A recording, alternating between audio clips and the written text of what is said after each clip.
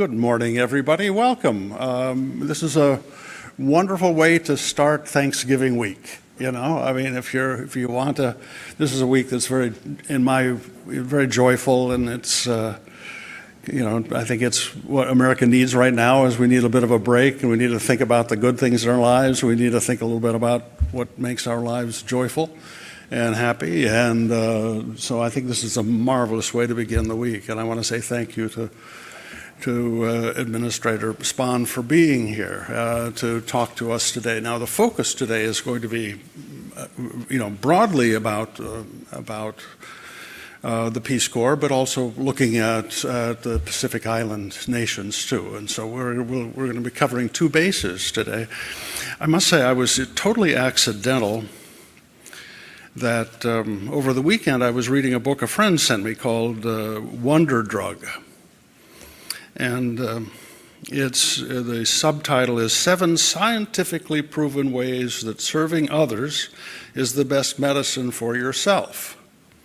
And it's a remarkable book. It's written by two medical doctors, one who's the chief medical officer for Cooper up in New Jersey, and the other is a chief research scientist. And it just documents why giving is so good for you. It's good for your health. You are going to be a much healthier person if you have gratitude in your heart and you do something about it. You act on that gratitude and you do something positive. I think that's what must have been in President Kennedy's mind when he created the Peace Corps, and I think it's what animates the very strong and positive feeling we all have for the Peace Corps, what it's been, what it's meant for all of us as a nation to be able to act on our sense of gratitude for the things that we have, the positive things. And it isn't that it's just do-goodism. They say repeatedly, this is not a self-help book. As a matter of fact, self-help book is a contradiction in terms. You help yourself if you help others. And it actually makes you better. And I think that's what the Peace Corps is about. The Peace Corps is about the way that America, we have confidence in our values, but that doesn't, just giving lectures to the world about how virtuous we are is pretty boring, and pretty big turnoff, actually. It's really when we do something about it. And Director Spahn has been doing something about that her whole life. So Charlie's going to give a more formal introduction to her now and with her background, but I just want to say how grateful I am that someone of your talent is serving at the Peace Corps at this very important time, and why we as Americans should understand why this is so important for us. It's good for us that we have the Peace Corps. It's good for the rest of the world too, but it's really good for us. So Charlie, come on up here, let's get this started.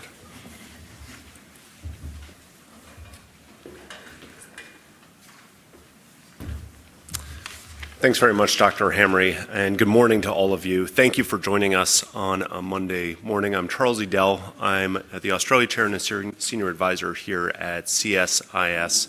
And I'm thrilled to welcome you all here, both in person and online, to a conversation with Carol Spahn, the Director of the Peace Corps. John F. Kennedy founded the Peace Corps in 1961 to foster global peace and friendship through international service. Over the past 6+ decades, it's done just that, forming lasting ties of goodwill between the U.S. and foreign communities around the world. Today, the Peace Corps faces a shifting landscape and new challenges that it's not faced in the past, be it climate change, be it healthcare crises, or even a shifting geopolitical landscape. I'm really thrilled and quite humbled that Director Spahn has joined us today to discuss how the Peace Corps is approaching its historical mandate in the current operating environment and share insights into what it's doing not only around the world, but more specifically in the Indo-Pacific region. Now, Director Spahn was sworn in as the 21st Director of the Peace Corps on December 21st of 2022. She brings more than 25 years of public and private sector experience to the job, and she's worked around the world on issues ranging from small business development to infectious disease prevention to women's empowerment. She has recently served as the Peace Corps' Chief Executive Officer. Prior to that, she served as its acting director, and she was Africa director, no less a Peace Corps volunteer herself in Romania some years ago. It's really a pleasure to have her here today. The way that we're going to proceed today is Director Spahn will come up and offer some comments about the mission, the trajectory of the Peace Corps. We'll sit down for a conversation spanning the globe and then getting a little bit more precise about the Indo-Pacific. And then I would love to open up the conversation to all of you for questions. Director Spahn, would you please join us?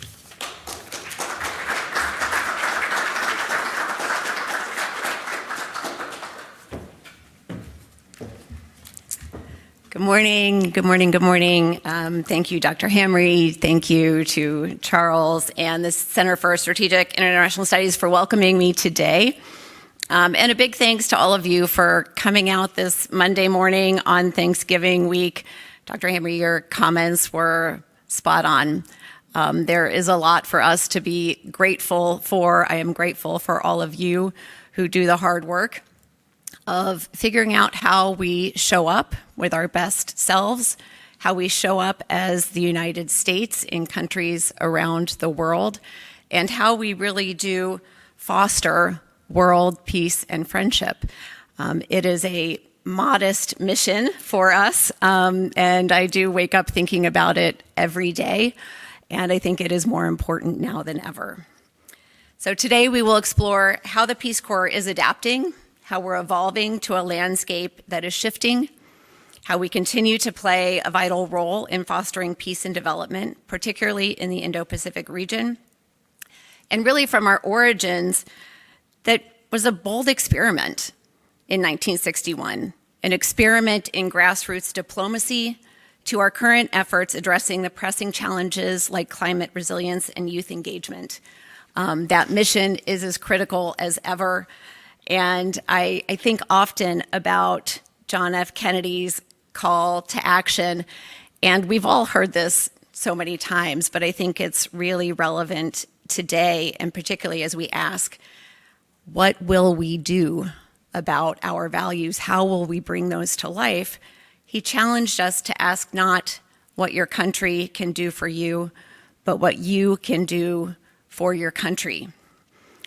Since then, more than 240,000 Americans have heeded that call to action by joining the Peace Corps.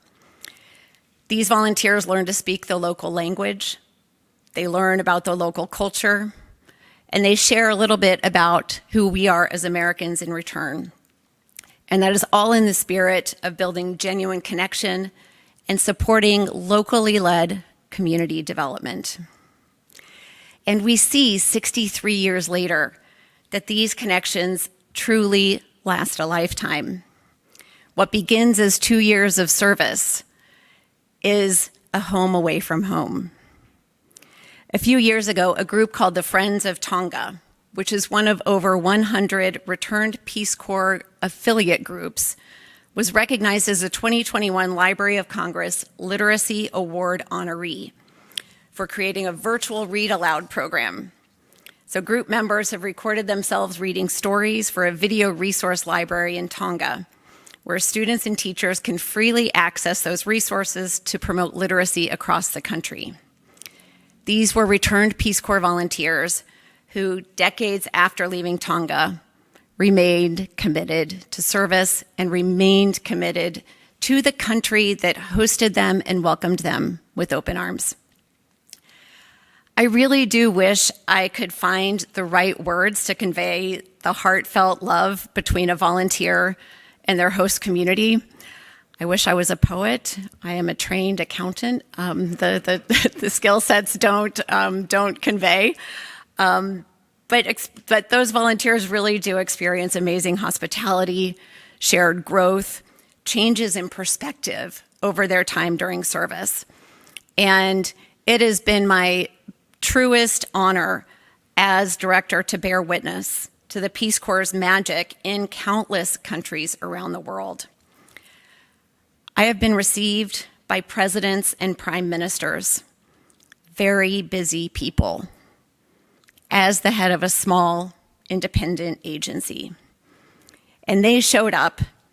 They took the time to share what it means for them to have volunteers learning their languages and working in their countries. It was a profound honor. As we delve into the Peace Corps and its role in today's world, I'd like to hearken back to a famous quote by Dean Rusk, who was Secretary of State in 1961 when the Peace Corps was founded. He said, and I quote, "The Peace Corps is not an instrument of foreign policy, because to make it so would rob it of its contribution to foreign policy. Our volunteers are not official U.S. government representatives, although many ambassadors have called them small a ambassadors in communities that may otherwise have only experienced America and Americans through the news, entertainment, and social media. We're an independent agency, and we engage at the invitation of host governments and communities. And I share this because it's critical to who we are and how we operate. Peace Corps' global presence has evolved over the years, but never did we expect that we would face a global evacuation as borders were being closed and flights canceled due to the COVID-19 pandemic. It was the first time in the agency's 63-year history. With no volunteers in the field during that time, we were faced with many, many existential questions, not to mention the daunting logistical challenge of figuring out how and when to return volunteers to service overseas. As a critical part of that process, we engaged with every foreign ministry from every country where volunteers were evacuated to ask the hard question: did they want us to return? Were we still relevant to them, to the communities? Was our approach still valued by those countries? And the answer was a resounding yes from every single country. Since then, we've been in the process of rebuilding and revitalizing an agency that is in high demand around the world, not only from the countries we departed who are asking for more and more volunteers, but also from countries who have asked us back. We've been examining how we can build on our strengths and expand our impact in a technologically connected yet socially isolated environment. Our geographic scope is at near pre-pandemic levels, with volunteers serving in 61 countries, with 2 additional countries supporting virtual programs. 2 years in, we are now at 3,400 volunteers, which is roughly half the number of volunteers who were evacuated. In the Indo-Pacific, we have a deep and long history with more than 14,500 volunteers who have served in 16 countries since inception. And we now have volunteers serving across the region, including our first ever program in Vietnam. And we also expect to have volunteers back on the ground in Palau in 2025. In several of the Pacific Island nations, we were the only U.S. government presence on the ground for many, many years, including Samoa and Tonga, where we have had a presence for 57 years. I had the privilege of attending the 2023 U.S. Pacific Island Forum Leaders Summit and meeting leaders from those island countries. And almost every single one of them had a story about the impact of Peace Corps in their country. Some had specific personal experiences about the volunteer who taught them. In fact, one of them said, if my English is bad, I blame it on my Peace Corps volunteer. But many others said, Peace Corps is a part of us. It's a part of our culture. It's part of who we are. And as such, it is no surprise that there is strong demand for the return of Peace Corps to countries like the Federated States of Micronesia. Thank you, Ambassador, for joining us here today. The Marshall Islands and Kiribati. It is an honor to be invited back, and I really do thank you for that warm welcome and recognize what that means for us as Americans and for you and your communities. And it's a very, very special bond that has been formed over decades and that we want to be able to renew. So as we respond to these evolving supply and demand signals, both from our host countries and our applicants, we are reimagining service in a number of ways to meet those needs. So this includes a virtual service pilot program that was stood up at the request of the government of Botswana during COVID-19. It allows technical experts to donate 5 to 15 hours a week and has enabled us, even as we return volunteers to service in person, which is our core mandate and core purpose, even in those cases, we have been able to stay active in places like Ukraine, where we have had over 100 participants teach things like trauma-informed teaching techniques to teachers in those environments. It has also enabled us to link technical experts with our volunteers on the ground so that we can not only do teacher training, but we can have a virtual expert who observes those teachers virtually and provides one-on-one coaching. So it's a very, very exciting time as we look at how we can build on what makes Peace Corps very special and how we can bring more people into the fold.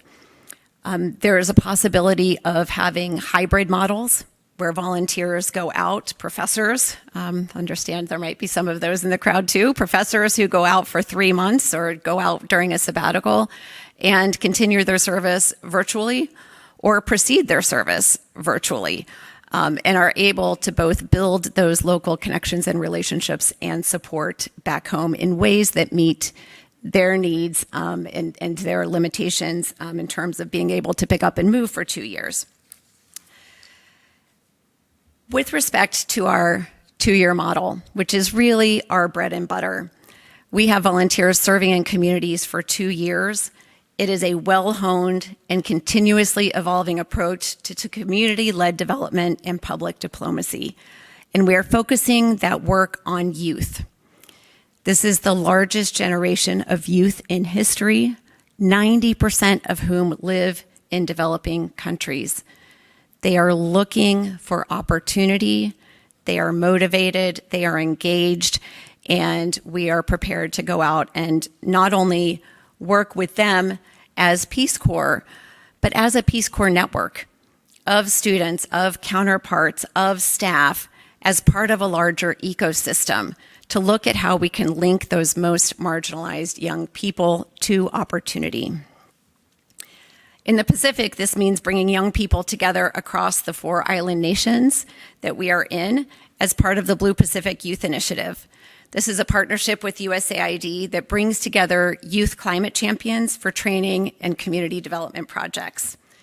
And in other parts of the world, we are supporting service opportunities for local youth through partnerships with organizations like Core Africa. On a trip to the region this past August, I joined volunteers in Tonga in planting mangrove trees as part of our first climate resilience cohort. And in Fiji, I had the opportunity to hear firsthand about the work of the Blue Pacific Youth Initiative directly from our volunteer Megan and her counterpart Mariani, who had taken place in a training around project design and management.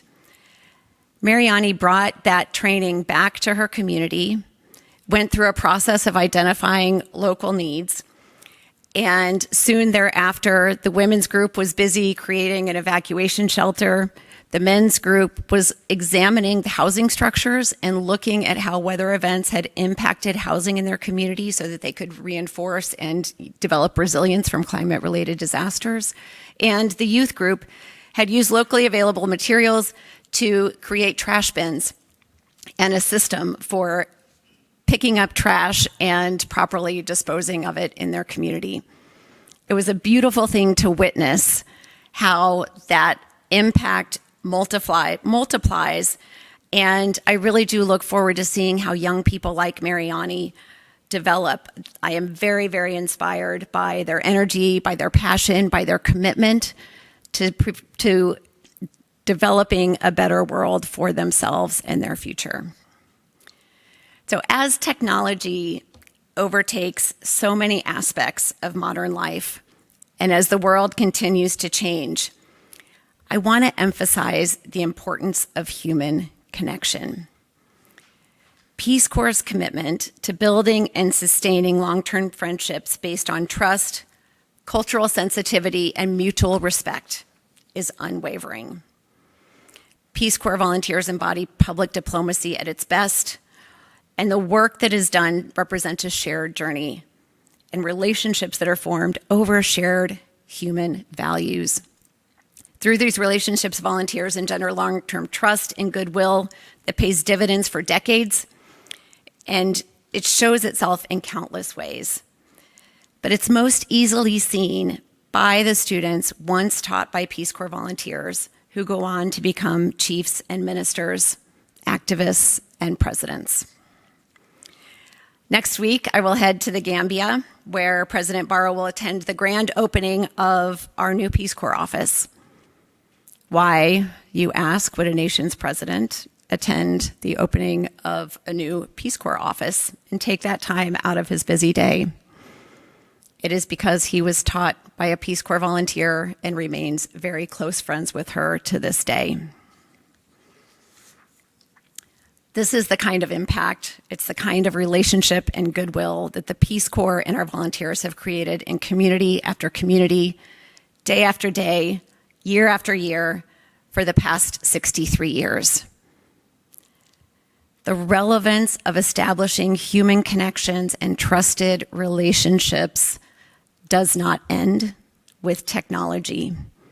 It does not end with changing geopolitical environments. It only strengthens the need to be out across borders, engaging across difference, solving problems hand in hand. And whether it is in the Gambia or throughout the Indo-Pacific, know that Peace Corps and Peace Corps volunteers will continue to carry out this work, one community, one person, one interaction at a time. Thank you so much.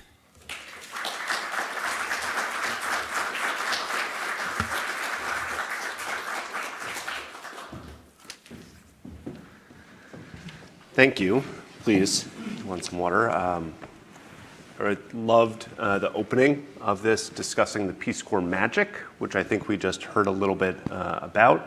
I guess where I'd like to start the conversation is zooming up, zooming out for a little bit, because you really concluded on this note, Director Spahn. We think about the current moment that we're in. The world looks vastly different than it did even a decade ago. We think about heightened geopolitical competition. We think about consolidated rivalry between some of our adversaries. We think about wars now, not the prospect of war, but real wars breaking out in two areas of the world. And I think about what you've just said up here on stage about the value of human connection and how important it is for us as Americans. And I guess I'd really like to hear your reflections a little bit more on Peace Corps as influence, because influence is all about human connections. I was jotting down notes when you were talking. I was really struck by something that you said about asking us to think what it means for us as Americans to be invited back into countries. I was, again, quite struck by the fact that post-COVID, every single country invited us back. So I guess I'd like to start the conversation, if you don't mind, with asking you to think a little bit, reflect a little bit more broadly about the value of Peace Corps in terms of American influence, American presence. Mm-hmm. Again, I have the opportunity to talk with many foreign leaders, and I hate to put words, in their mouths, but I will share some of what I've heard from them, and particularly in the context of youth. right? With large generations of youth, government leaders are thinking about how to provide those young people with opportunity. And at this time, English is the language of business. It's the language of tourism. It's the language of the internet. So there is, a direct value proposition there. But on a more nuanced level, what I have heard them say is, and these are from countries that have said, bring your generalists to teach in our schools. Some want specialists, and we honor the requests of those governments. But some have said, we will take 500, 1,000, one country even said 10,000 of your generalists. Why? Because of the can-do spirit, the civic engagement, what that demonstrates to young people in their country about what is possible. What is possible when they engage, and it really does open a new perspective and a new way of thinking. And when you're engaging with young people, and you can imagine in today's world, we stay so connected. I was a volunteer in 1994. That was, before the internet, and makes me feel really, really old. But I was contacted by my counterpart, 5 years ago, and we reconnected. And that's what the world looks like, going forward. So when we talk about influence, and it's really about shared values and shared connections, and that is what public diplomacy is about. That is what soft power is about. And I hate to even say it in those terms, right? Because it is something that is so personal for volunteers and for the communities that they engage with. When you talked about the desire expressed for generalists, but also for specific needs, how does Peace Corps think about what missions it's prioritizing as kind of the scope of the challenges change over the years? Mm-hmm. It's always a dialogue with the countries who are inviting us back. We have 6 core programmatic areas, but we also embed a frame around those areas of interest. So of interest, particularly now, is climate resilience, climate adaptation. The communities we work with are experiencing the impacts of climate change. They are on the front lines. And so we are embedding climate literacy in some of our education programming so that young people, have the words, and they're developing camps and clubs around that. So we adapt in conversation with the host governments and, with the request of them and their ministries, but also as we're observing trends around us.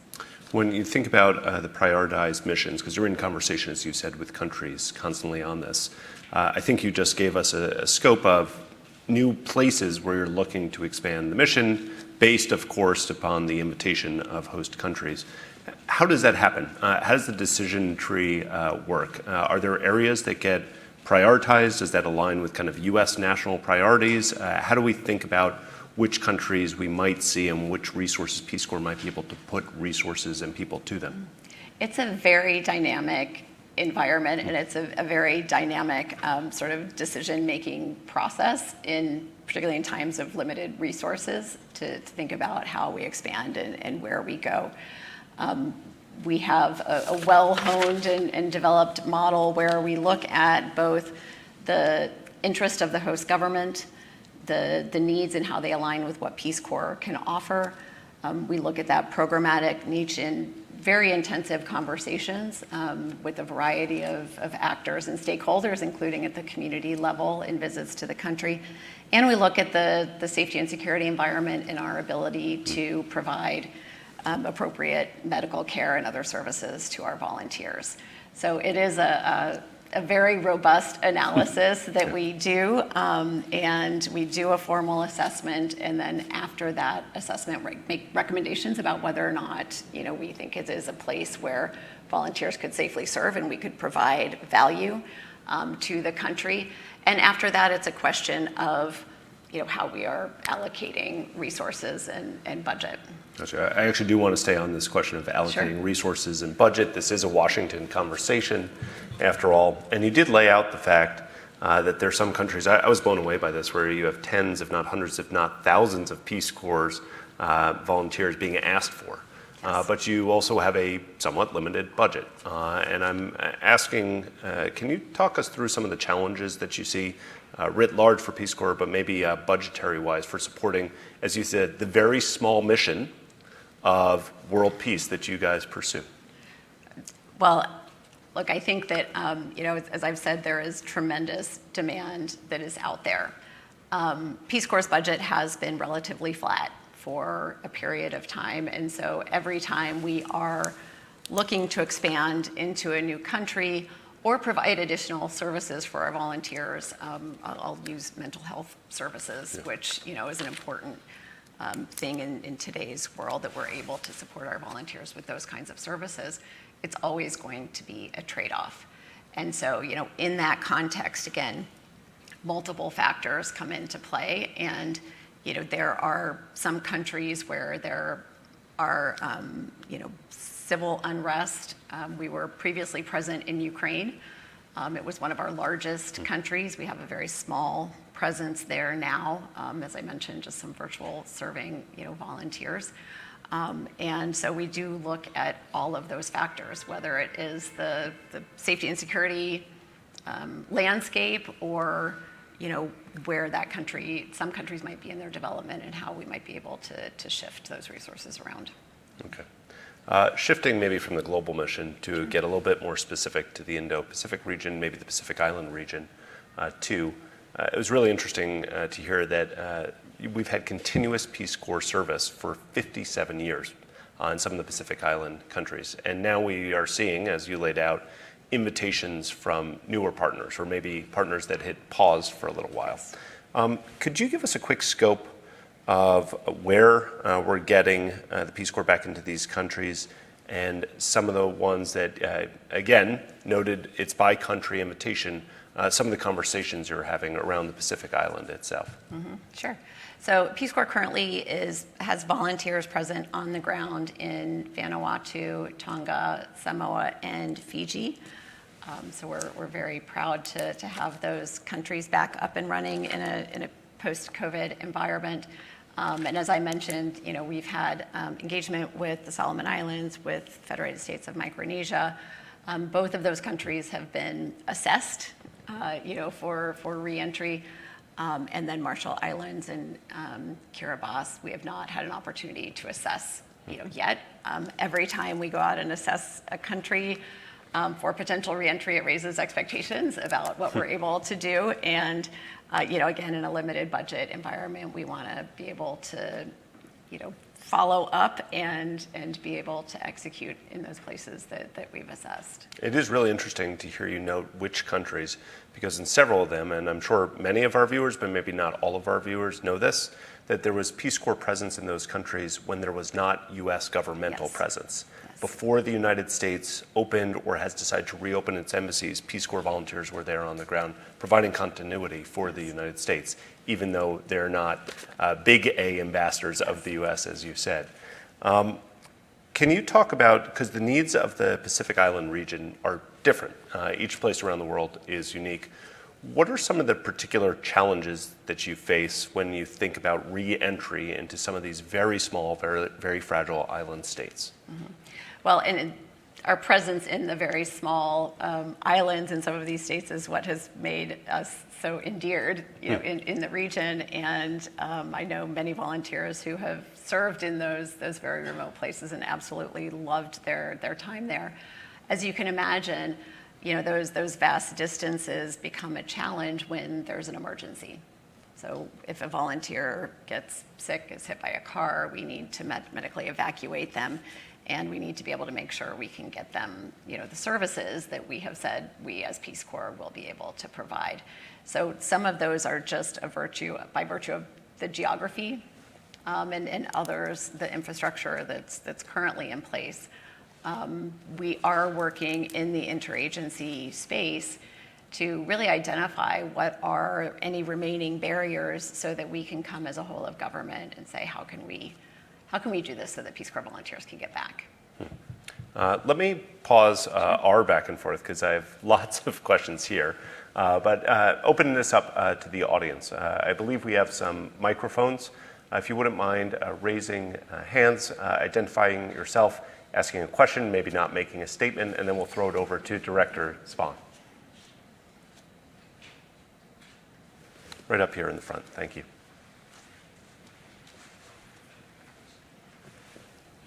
Yes, you. Hi, my name is Jessica Stone. I work for Voice of America, and I love covering this region. It's an exciting place to be. I wanted to just ask you, Director, about the on-the-ground sort of geostrategic competition that's happening, how you're seeing your volunteers be part of that, what are the messages that they're able to send about U.S. Presence and commitment to the region, particularly in light of the propaganda that's going in the opposite direction, which is that they left us and they're never coming back. Well, first I would say that when Peace Corps talks to volunteers and how we represent ourselves, it is as apolitical.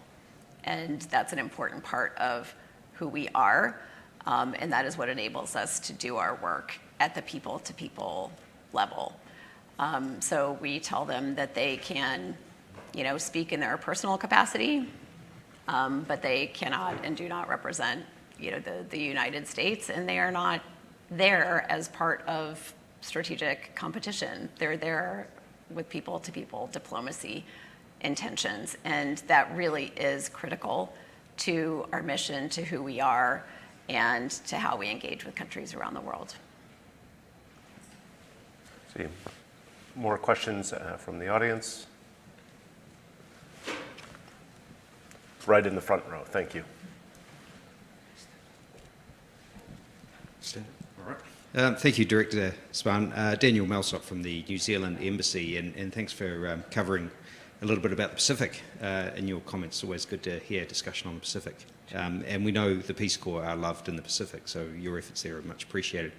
Just a question really about coordination with other countries who do send volunteers overseas. Obviously, the host country is your primary source of inspiration and direction, but do you do any coordination with other countries who send volunteers overseas? Thanks. We do, and thank you for asking that question. When I was in Tonga, I met with Australian volunteers and New Zealand volunteers while we were there to learn about their work and to see how we can leverage each other's presence and align our resources. We also engage with JICA and COICA in countries around the world.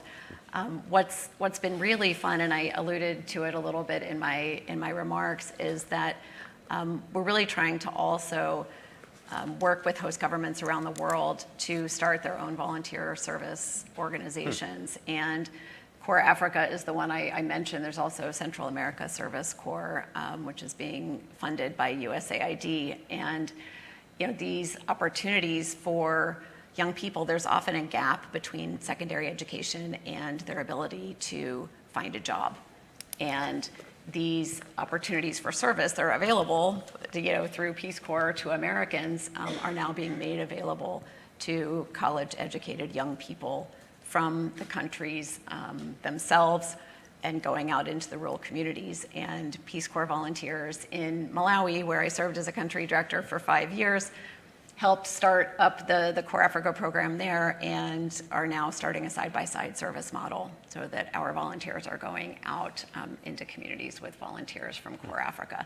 So lots of really exciting things happening both with other international volunteer sending organizations and local organizations who are supporting volunteerism, not just as a one-day, let's go up and pick up trash kind of model, but as a real way to serve the community over the long term, develop real transferable skills, and provide an entree into the job market. Yeah. A question over here, then we'll come over here next.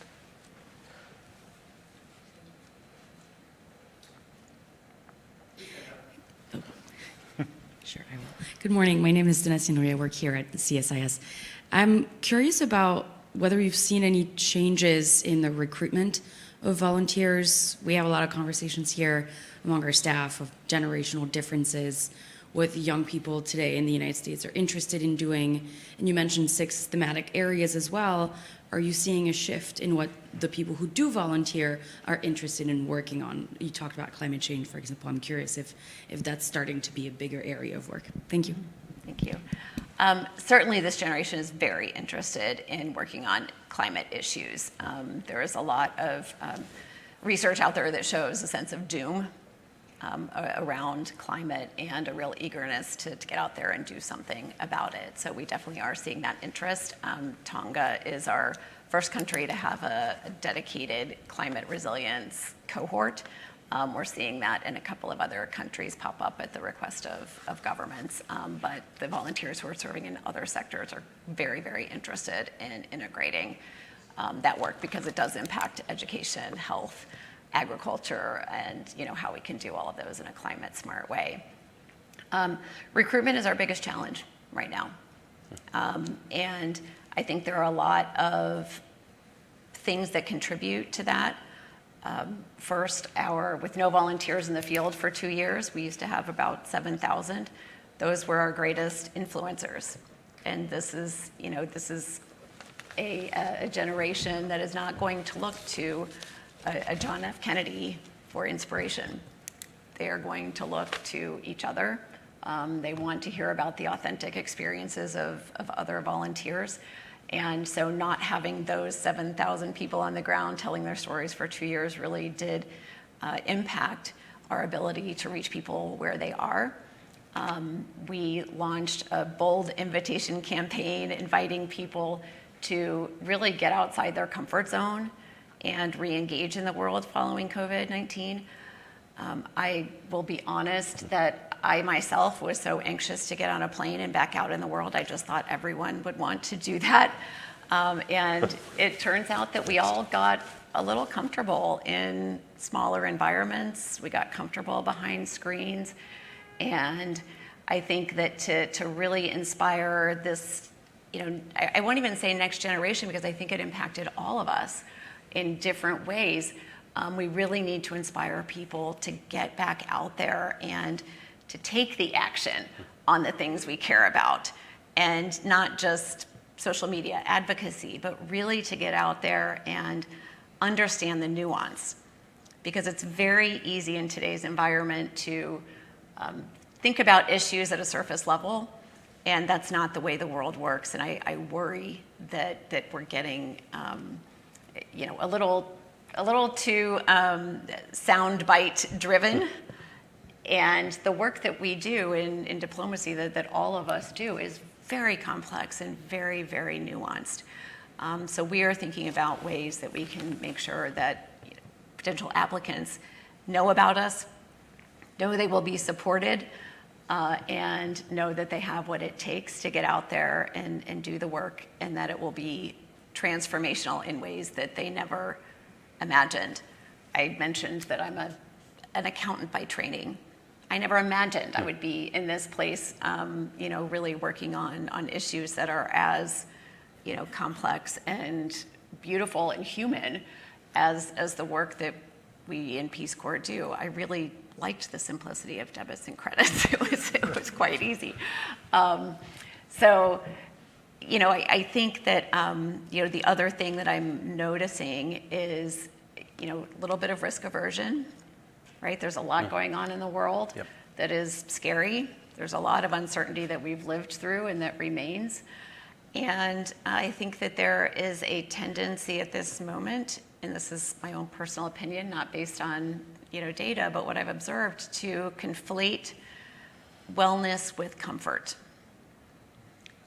And as we think about wellness, to truly be well, you have to be growing and stretching and learning and thriving, and that happens by doing things that are uncomfortable.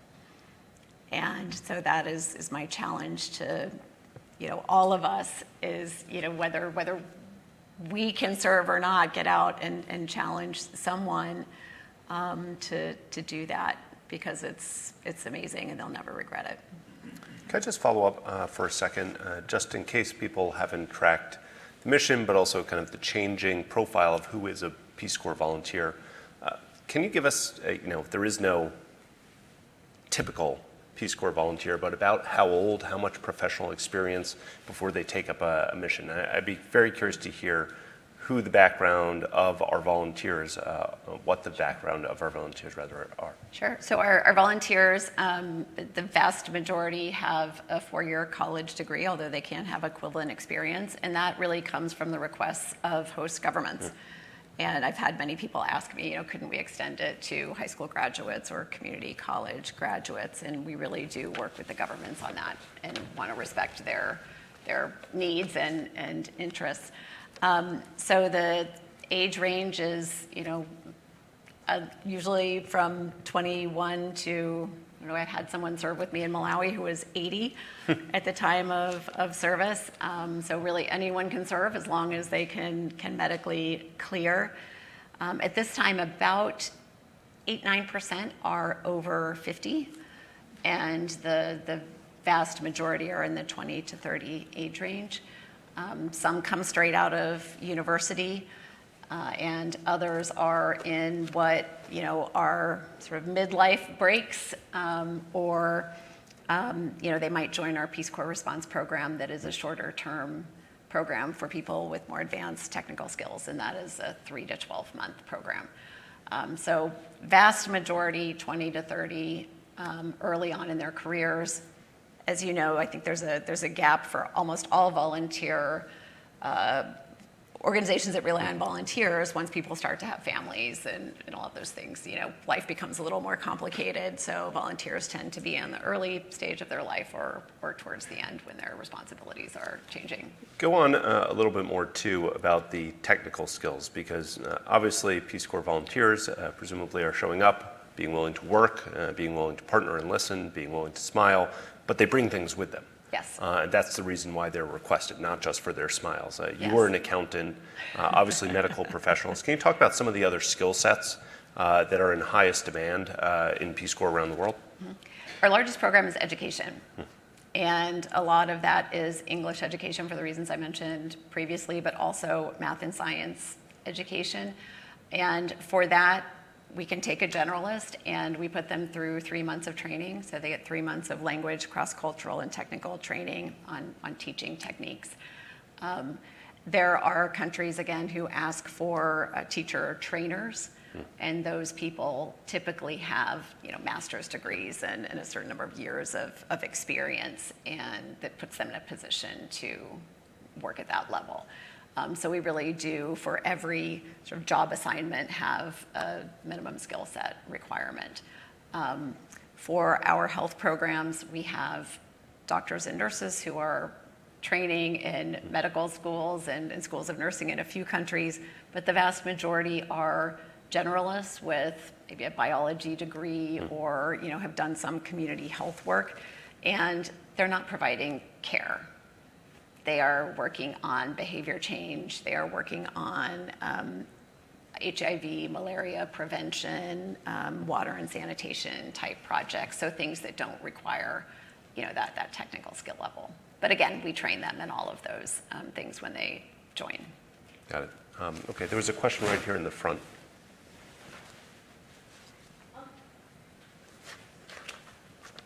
So much. Hello, ma'am. Hello, sir. I'm Novera Mozum Chaudhry. I am a master's student, Masters of International Public Policy in School of Advanced International Studies of Johns Hopkins University. And I also work as a volunteer in Smithsonian National Museum of American Indian and Smithsonian National Museum of American History. I was born in Bangladesh and I was raised there, and I also work for Bangladesh government. And I went to Australia to do my master's there in University of Canberra, and also my MBA from Japan. So I had my experience in living in Indo-Pacific region. And also I applied for Peace Corps job, but that is in Togo in Africa. And I'm waiting to hear what's happening. So my question is that climate change issue is there, and I can understand all these islands in Pacific region, or maybe the country from where I'm born. I'm a U.S. citizen now. They don't have much to do. They are not doing anything about the emission, but they are the sufferer. Yeah, they are very vulnerable in their situation now. So Peace Corps is working there. So other than raising public awareness in those areas, what else, what actions Peace Corps is taking regarding climate change?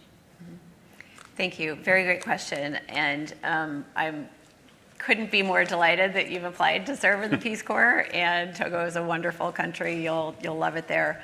I've had the opportunity to visit its neighboring country, Benin, and visit a community where the rivers were rising, and they used to flood once every 10 years.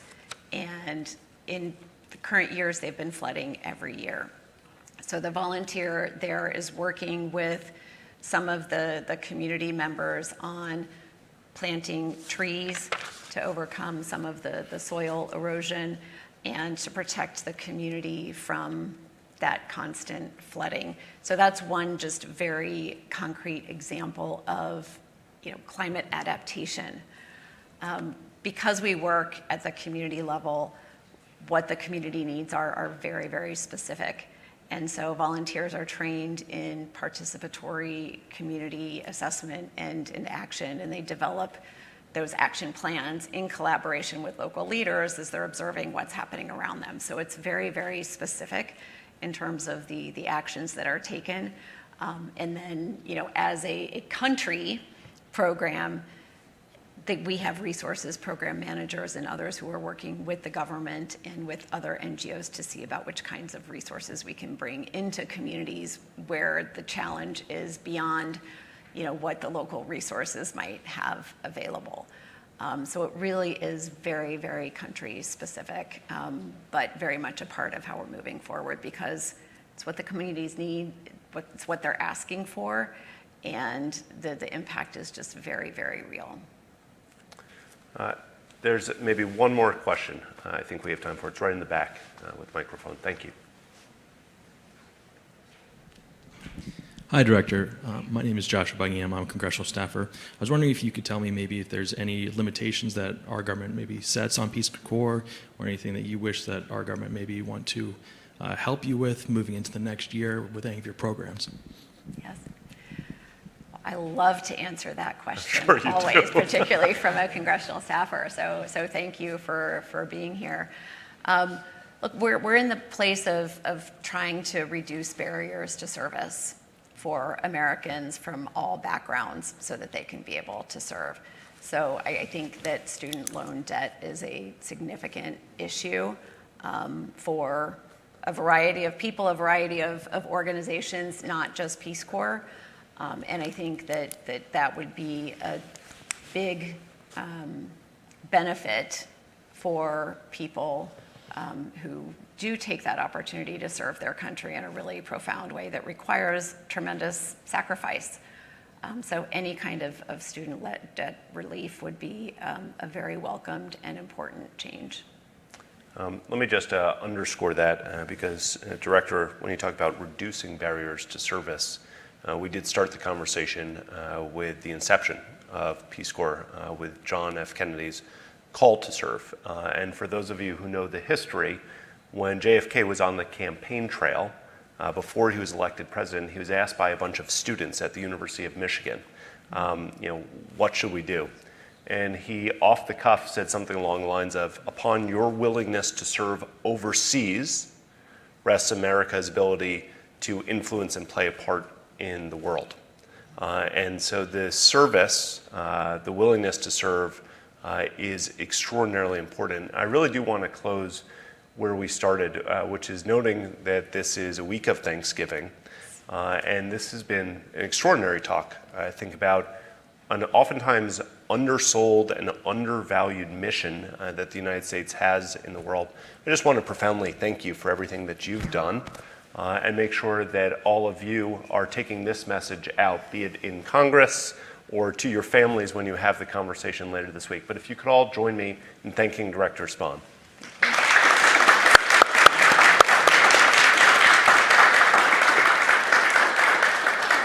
I will now note, and this does not apply sadly to anyone who's watching online, that we have some breakfast outside. You can't really eat that virtually, but please join us for a short reception afterwards, and thank you all for making the time today. you.